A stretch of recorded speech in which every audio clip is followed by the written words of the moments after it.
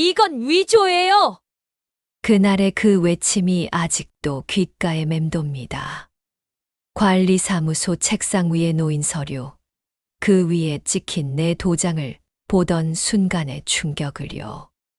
하지만 그 순간에 이르기까지 제겐 긴 시간이 필요했습니다. 아들의 전화를 받은 건 석 달 전 어느 봄날이었습니다. 수화기 너머로 들려오는 목소리가 평소와 달랐고 뭔가 조심스러웠으며 한참을 뜸을 들이더니 말을 꺼냈습니다. 사업이 어렵게 됐다고, 집이 경매에 넘어갔다고, 당분간 거처가 필요하다고 했습니다. 며느리와 함께 잠시만 지낼 수 있겠냐고 그렇게 조심스럽게 물었습니다. 아들이니까. 망설임이 있었지만 결국 고개를 끄덕였습니다. 가족이니까요. 이틀 후 아들 부부는 큰 캐리어 2개를 끌고 집에 들어왔습니다. 며느리는 현관에서 깊게 인사를 했고 제 눈을 똑바로 보지 못했으며 조용히 짐을 안방 옆 작은 방으로 옮겼습니다. 캐리어 바퀴가 마루를 굴러가는 소리가 유난히 크게 들렸고 그 소리가 멈췄을 때 집안은 어색한 침묵에 휩싸였습니다. 처음 며칠은 그저 어색했습니다. 혼자 살던 집에 2사람이 더 생기니 공기가 달랐고 소리가 많아졌으며 저녁 식탁도 복잡해졌습니다. 며느리는 초반엔 조심스러웠습니다. 아침마다 제게 차를 내왔고 설거지를 먼저 하겠다며 부엌으로 향했으며 말수도 적었습니다. 너무 살갑지도 차갑지도 않은 적당한 거리를 유지했습니다. 저는 그 거리가 편하면서도 불편했고 뭔가 어긋난 듯한 느낌을 지울 수 없었습니다. 그러던 어느 날 저녁이었습니다. 거실에서 TV를 보고 있는데 며느리가 소파 옆에 살며시 앉았습니다. 화면을 보는 척하면서도 제 눈치를 살피는 게 느껴졌고 한참을 그렇게 앉아 있다가 슬쩍 말을 꺼냈습니다.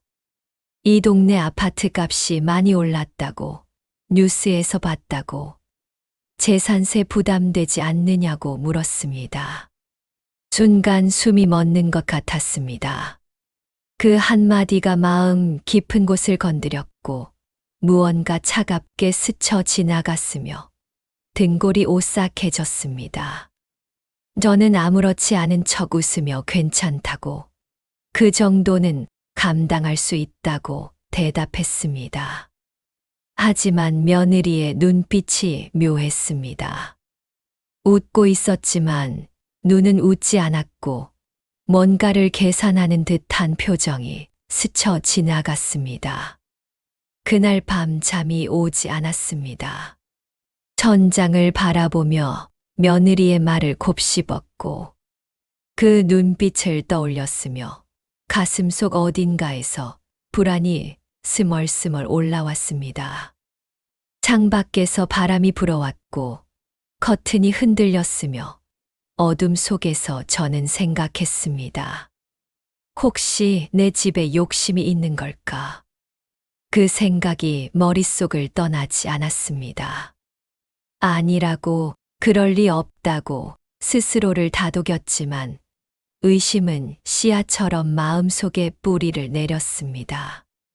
며칠이 지나자 며느리의 태도가 조금씩 달라졌습니다. 더 적극적으로 다가왔고 살갑게 말을 걸었으며 제 일상에 조금씩 개입하기 시작했습니다. 요즘 어깨가 불편해 보인다고, 병원에 가봐야 하는 거 아니냐고 물었습니다. 기억력도 예전 같지 않은 것 같다고, 오늘도 안경을 어디 뒀는지 한참 찾지 않았느냐고 말했습니다. 건강검진은 언제 받았느냐고, 요즘 건망증이 심한 것 같다고. 그렇게 하나둘씩 제 상태를 점검하듯 물어왔습니다. 말은 다정했지만 눈빛은 차가웠습니다. 웃고 있었지만 그 웃음 뒤에 뭔가 다른 것이 숨어 있는 것 같았고, 저는 점점 경계심을 늦출 수 없었습니다. 며느리가 건네는 차를 마실 때마다 손이 떨렸고, 함께 있는 시간이 길어질수록 숨이 막혔으며, 저는 혼자만의 시간이 절실히 필요했습니다. 그러던 어느 날 오후였습니다. 며느리가 부엌을 정리한다며 서랍을 열고 닫는 소리가 들렸고, 저는 거실에서 책을 보는 척하며 그 모습을 지켜봤습니다. 며느리는 하나씩 서랍을 뒤지고 있었고, 무언가를 찾는 듯한 손놀림이 분주했으며, 저는 숨을 죽인 채 그 모습을 관찰했습니다. 한참 후 식탁 위를 보니 공과금 고지서와 주민등록등본 사본이 가지런히 놓여 있었습니다. 내가 꺼낸 적도 복사한 적도 없는데 손이 차갑게 식었습니다. 등본을 집어들고 자세히 보니 복사 날짜가 이틀 전이었고, 바로 제가 병원에 갔던 날이었으며, 제가 외출한 사이에 누군가 제 서류를 뒤진 것이 분명했습니다. 손끝이 떨렸고 가슴이 쿵쾅거렸으며 입안이 바짝 말라왔습니다. 이건 아니야. 이건 정말 아니야. 그날 밤 저는 결심했습니다. 더는 당하고만 있을 수 없다고. 이 집은 제가 평생 지켜온 곳이라고, 더 이상 무너지지 않겠다고 다짐했습니다. 남편과 함께 모은 돈으로 샀던 이 집, 아들을 키우며 웃고 울었던 이 공간, 혼자 남아 외로움을 견뎌낸 이 보금자리를 절대 빼앗기지 않겠다고 마음먹었습니다. 다음 날 아침, 아들이 출근하고 며느리가 장을 보러 나간 사이, 저는 방으로 들어가 서랍 깊숙이 보관하던 오래된 서류함을 꺼냈습니다.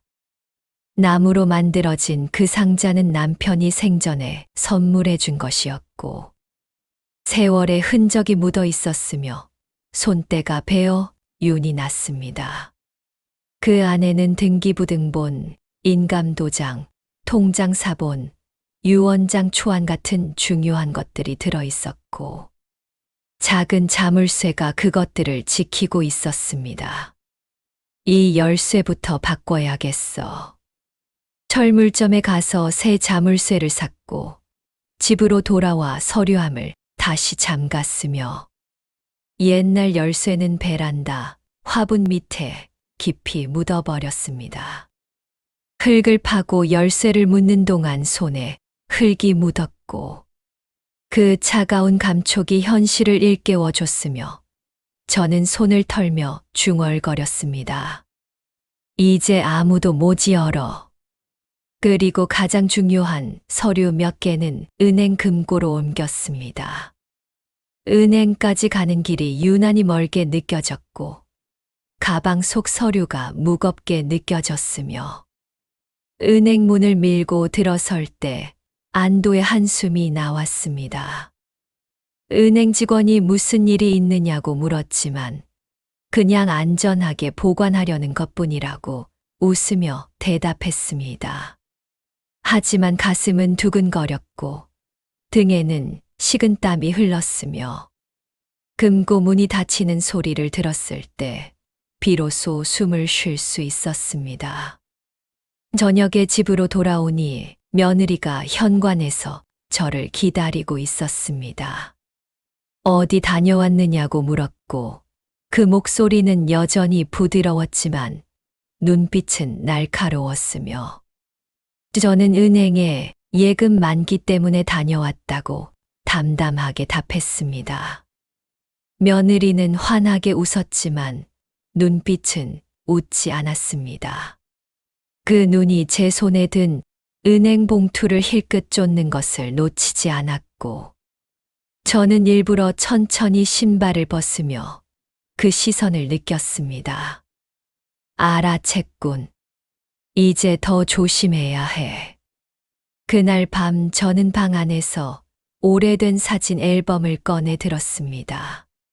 젊었던 시절 남편과 찍은 사진, 아들이 태어났을 때 병원에서 찍은 사진, 이 집을 처음 샀을 때 마당에서 찍은 가족 사진들이 하나씩 눈에 들어왔습니다. 남편의 환한 웃음, 아들의 천진난만한 얼굴, 그리고 젊었던 제 모습이 사진 속에서 저를 바라보고 있었습니다. 이 집은 우리가 함께 만든 거야. 내 모든 거야.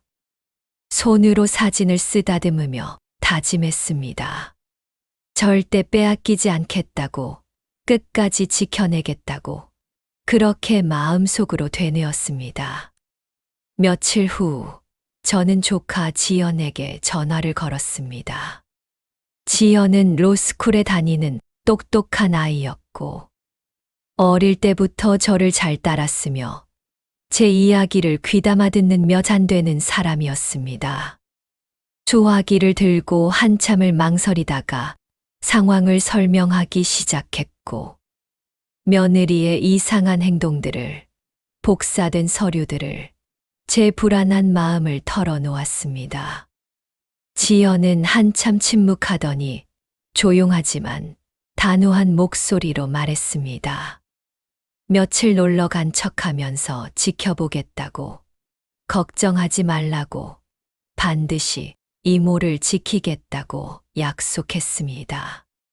그 목소리를 듣는 순간 눈물이 핑 돌았고, 목이 메었으며, 저는 겨우 고맙다는 말을 흘러나오게 했습니다.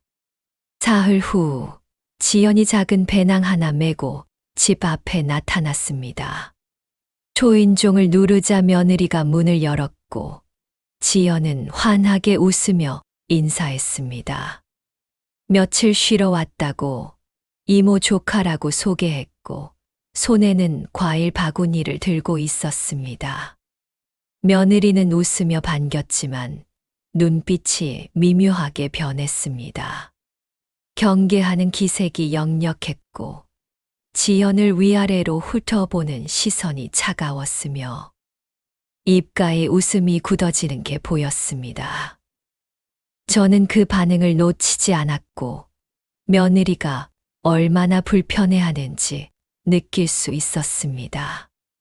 그래, 불편하지. 이제 함부로 못하겠지.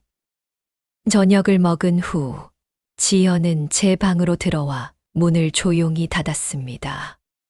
창문을 열어 환기를 시키는 척하며 목소리를 낮췄고, 혹시 도장이나 서류를 누가 만진 적 없느냐고 조심스럽게 물었습니다. 제가 고개를 끄덕이며 서랍에서 찍어둔 사진을 보여주자 지연의 표정이 굳어졌습니다. 턱을 꿰고 한참을 생각하더니 말했습니다. 이건 심각한 상황이라고, 며느리가 뭔가 준비하고 있을 수 있다고, 증거를 더 확보해야 한다고 설명했습니다. 저는 지연의 손을 꼭 잡으며 말했습니다. 이 집을 제가 어떻게 지켜왔는지, 남편이 돌아가신 후 혼자 어떻게 버텨왔는지 부탁한다고, 꼭 지켜달라고 간청했습니다. 목소리가 떨렸고 눈물이 흘렀으며, 지연은 제 손을 두 손으로 감싸며 단호하게 답했습니다. 걱정하지 말라고, 절대 못 건드리게 할 거라고, 이모를 지키겠다고 약속했습니다. 그 눈빛이 참 든든했습니다. 오랜만에 누군가에게 기댈 수 있다는 안도감이 밀려왔고, 어깨의 무게가 조금 가벼워지는 것 같았으며, 저는 작게 웃으며 고개를 끄덕였습니다. 그날 밤 참 이상한 일이 벌어졌습니다. 목이 말라 부엌으로 물을 마시러 나갔는데, 복도를 지나다 안방에서 며느리의 목소리가 새어 나왔습니다. 전화 통화를 하고 있었고, 목소리는 낮았지만 조용한 밤 공기를 타고 제 귀에 또렷이 들렸습니다. 저는 부엌 문 옆에 멈춰 섰고 숨을 죽인 채 귀를 기울였으며 심장이 쿵쾅거리는 소리가 들릴 것 같았습니다. 지연이라는 조카가 왔다고, 분위기가 이상하다고, 어머니가 뭔가 경계하는 눈치라고 말했습니다. 잠시 침묵이 흐른 뒤 그녀가 다시 말했습니다. 어머니가 조심하는 것 같다고, 위임장 얘기를 꺼낼 타이밍이 아니라고, 다른 방법을 생각해야 할 것 같다고 속삭였습니다. 그리고 결정적인 한마디가 터져 나왔습니다. 정신감정 쪽으로 가야 할까요? 등골이 서늘해졌습니다. 손에 든 컵이 덜덜 떨렸고 물이 흔들려 밖으로 튀었으며 심장이 미친 듯이 뛰었습니다. 다리에 힘이 풀렸고 벽에 기대지 않으면 쓰러질 것 같았으며 숨이 막혀왔습니다. 날 미치광이로 만들려는 거야? 정신이 나갔다고, 판단력이 흐렸다고, 그렇게 몰아가려는 거야. 조용히 방으로 돌아와 이불을 뒤집었었지만 잠이 올 리 없었습니다. 새벽까지 천장을 바라보며 그 말을 곱씹었고 분노와 배신감이 뒤섞여 가슴을 짓눌렀으며 온몸이 떨렸습니다. 이불 속에서 주먹을 꽉 쥐었고 이를 악물었으며 눈물이 베개를 적셨습니다. 이렇게는 안 당해. 절대로. 다음 날 아침 지연이 산책을 나가고 며느리도 외출한 사이 저는 안방으로 들어갔습니다. 손이 떨렸고 심장이 터질 것 같았으며 뒤를 한번 돌아보고 조심스레 서랍을 열어봤습니다. 그리고 그 안에서 발견했습니다.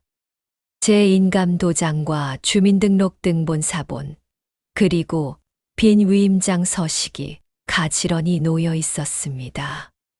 그뿐만이 아니었습니다.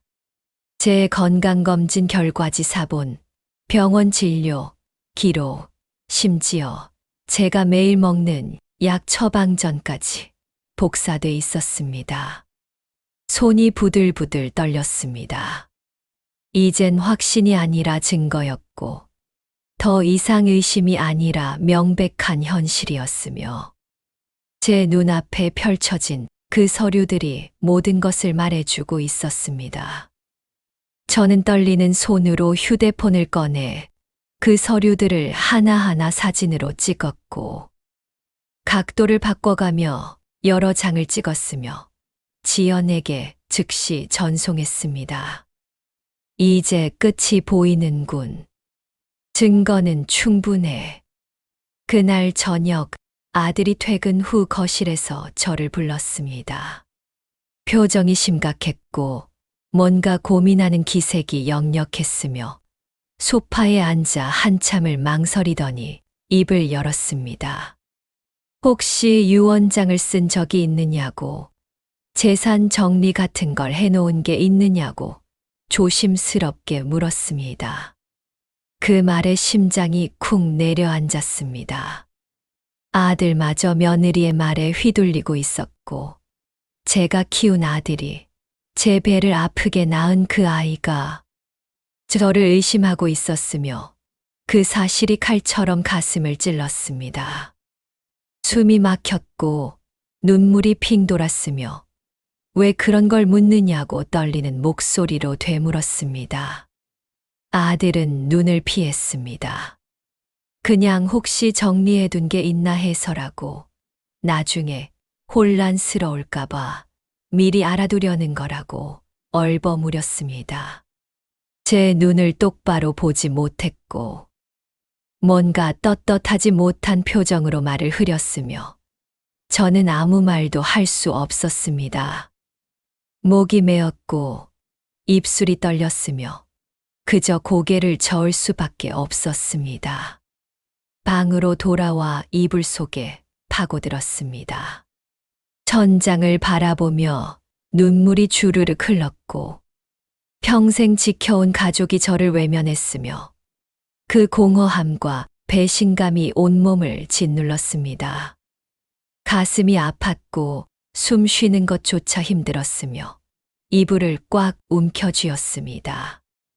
내가 뭘 잘못한 거지? 아들을 위해 평생을 살았는데 이게 내가 받을 대접인가? 한참을 울다가 문이 살짝 열리는 소리가 들렸습니다. 지현이었습니다. 조용히 다가와 제 손을 꼭 잡았고 따뜻한 온기가 전해졌으며 그 아이가 낮은 목소리로 말했습니다. 이제 자기가 나서겠다고, 더 이상 참고 있을 필요 없다고, 법적으로 확실하게 대응하겠다고 약속했습니다. 그 말이 참 고마웠습니다. 누군가 내 편이 되어준다는 것, 혼자가 아니라는 것이 얼마나 큰 위로가 되는지 그때 처음 알았습니다. 이틀 후 아파트 관리사무소에서 전화가 걸려왔습니다. 혹시 계약서를 작성한 게 맞느냐고 확인차 연락한다고 말했습니다. 순간 머릿속이 하얘졌습니다. 무슨 계약서냐고 되물었고 담당자는 매매 관련 서류인데 제 도장이 찍혀 있어서 본인 확인이 필요하다고 설명했습니다. 주소지 변경 신청서도 함께 접수됐다고, 그래서 이상해서 확인 전화를 한 거라고 덧붙였습니다. 저는 즉시 외출 준비를 했습니다. 손이 떨려 옷을 제대로 입기도 힘들었고, 현관문을 나서는 순간 다리가 휘청거렸으며, 지연에게 급히 전화를 걸었습니다. 지연도 즉시 달려오겠다고 했고, 우리는 관리사무소 앞에서 만났습니다. 사무소 문을 밀고 들어갔을 때 담당자가 우리를 기다리고 있었습니다. 책상 위에 A사 용지 3장이 가지런히 놓여 있었고, 우리는 그 서류를 함께 확인했습니다. 첫 장은 매매 예약 계약서였고, 두 번째 장은 위임장이었으며, 세 번째 장은 주소지 변경 신청서였습니다. 그 위에 찍힌 제 인감도장이 선명했고, 제가 쓴 적 없는 서명이 또렷했으며, 날짜는 사흘 전으로 되어 있었습니다. 이건 위조예요! 제 목소리가 사무소 안을 울렸습니다. 손으로 책상을 탁 치자 서류가 흔들렸고, 관리소장이 놀라며 확실하냐고 물었으며, 저는 당연하다고, 이런 걸 쓴 적이 단 한 번도 없다고 소리쳤습니다. 목소리가 떨렸고 분노가 치밀어 올랐으며 눈물이 핑 돌았습니다. 지연이 제 어깨를 토닥이며 차분하게 말했습니다. 이건 명백한 사문서 위조라고, 형법상 처벌 대상이라고, 즉시 경찰에 신고해야 한다고 설명했습니다. 관리소장이 난처한 표정을 지으며 며느리 분이 직접 가져왔다고, 본인 확인이 필요해서 전화한 거라고 말했습니다. 역시 며느리였어. 그날 오후 저와 지연은 경찰서를 찾았습니다. 경찰서 문을 밀고 들어서는 순간 다리가 후들거렸고, 지연이 제 팔을 꼭 잡아줬으며 우리는 민원실로 향했습니다. 담당 형사를 만나 상황을 설명했고, 지연은 준비해온 자료를 하나씩 꺼내 책상 위에 펼쳤습니다.